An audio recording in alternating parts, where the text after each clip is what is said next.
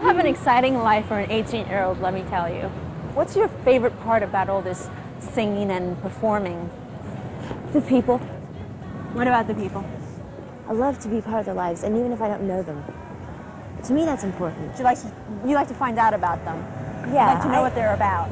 Yeah. Just to know that a song I sang was a blessing to them in some way. That's a good feeling. I always wanted to sing. I always wanted to sing Christian music. I mean, for as long as I can remember, when I was a little girl, I used to watch the Dove Awards. And to know that I'm nominated for things and have actually won one, I mean, I was like, oh. Best New Artist. I know. Isn't that weird? By the way, that's a great store. And right next to it is Barolo. Barolo? Great restaurant.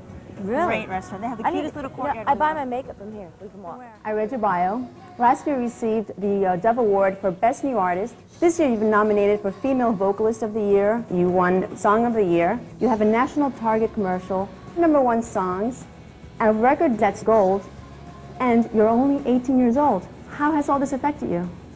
It's a great thing, and I'm really excited about it. But I mean, I guess I try not to let it affect me too much, because then I get weirded out. You have the most beautiful voice, incredible talent, and you chose to sing Christian music. Why? Because of where I am in my life. You know, I'm still every day searching for truth, searching who I am, searching my relationship with God, trying to develop that more and more and more. That's my first love, and that's what I'm going to sing about. You know what? This store looks cute. It looks like it has cute things. Actually, I think I've been inside here, and yes, you are right. They have great stuff in here. I don't know that it'd be, you know, the super high fashion, but it's just cute things. No, it's like for everyday type of, you know, funky. They have cute little bags, by the way. But for shoes, definitely across the street. Jackie, when was that moment that you knew that you wanted to sing and perform? I don't think there's been a certain instant that I was like, oh, boom, this is what I have to do. I think when I realized that I wanted to do Christian music was probably when I was like 10 years old. And we hit the road, my family. You started singing when you were 10? I started singing when I was 10. My family and I hit the road one day. We were just like, hey, let's just hit the road and evangelize. And I wasn't really singing at the time. I was just kind of doing one song here and there. And I knew that I had to sing, and it was going to be something that I loved, which was my faith and the gifts that God has given me. Who are your musical influences? Who were and who are they today? My father. My father has been, oh, my dad has been the greatest influence. I mean, he's had like several groups, the Latinos, the Amigos, the Galleons, just so many different groups. And he's always just taught me things that only your dad could teach you, that like someone what? that you knew really well. Like, okay, even stuff down to like hold your mic right here, because when you go down here, you lose your resonance or whatever. You know, he's been so incredible. You sound like you're his biggest fan. I am. He's got the best voice in the world. He puts all of us to shame. How about in the music industry, singers today? Amy Grant, who as a little girl, I just loved Amy Grant. I like it too. Why has she inspired you? Well, I think the biggest thing was that she started so young. She's grown up with her audience, and that's been my favorite thing about hers, is she started when she was 16, 17, and grew up with her audience, and they're still with her, and I think that's the coolest thing. Do you have a favorite Bible verse or psalm? My favorite Bible verse is definitely Romans 1:16 and 17. It's a Bible verse I have to live by all the time. The verse says, "The just shall live by faith."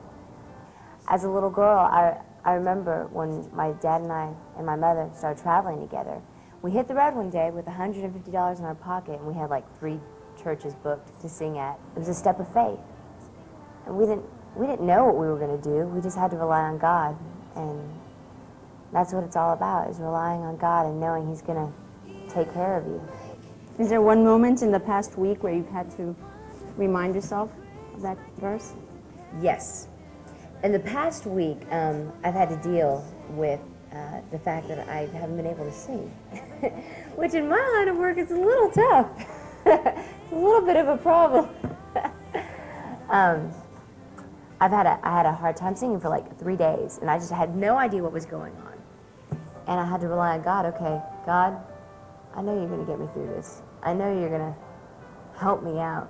And sure enough, he did, and it's just a proven thing. He always proves himself, no matter what. Oh my goodness, I like these. These are great. These are beautiful. Oh, those are pretty.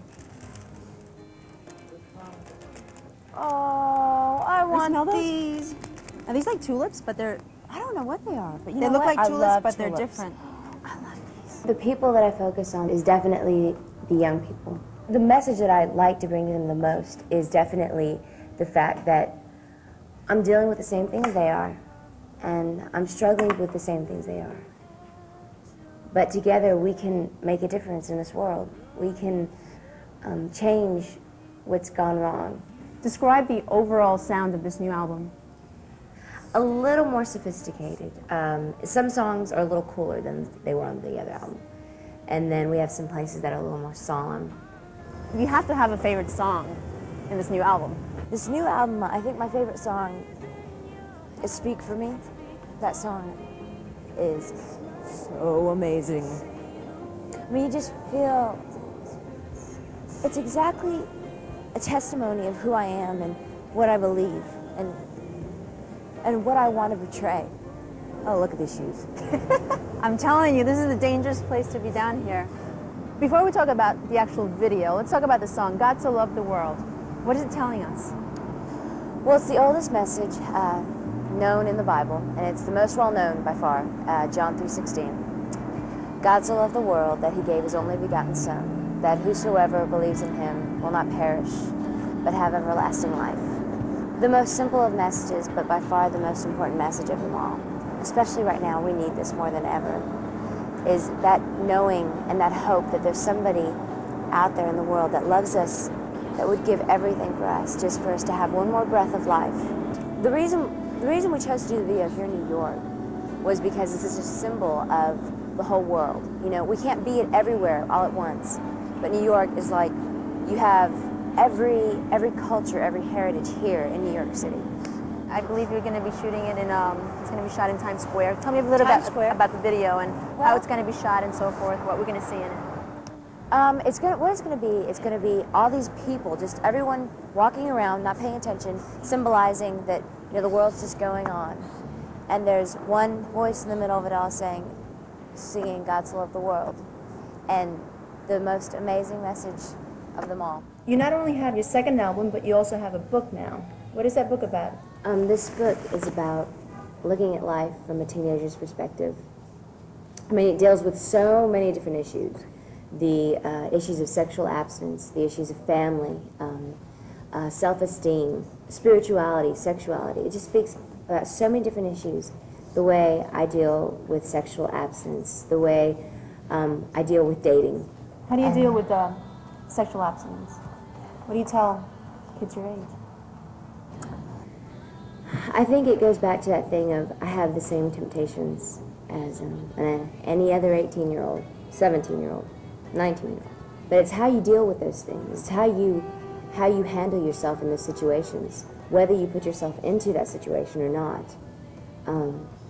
And that's what I talk about when I talk about sexual abstinence. I think the thing that has affected me and helped me the most to stay the most grounded has been my family. My family is just incredible. I mean, they keep me grounded spiritually and mentally, and just as a person, they keep me grounded and focused. My relationship with God is the whole reason why I sing.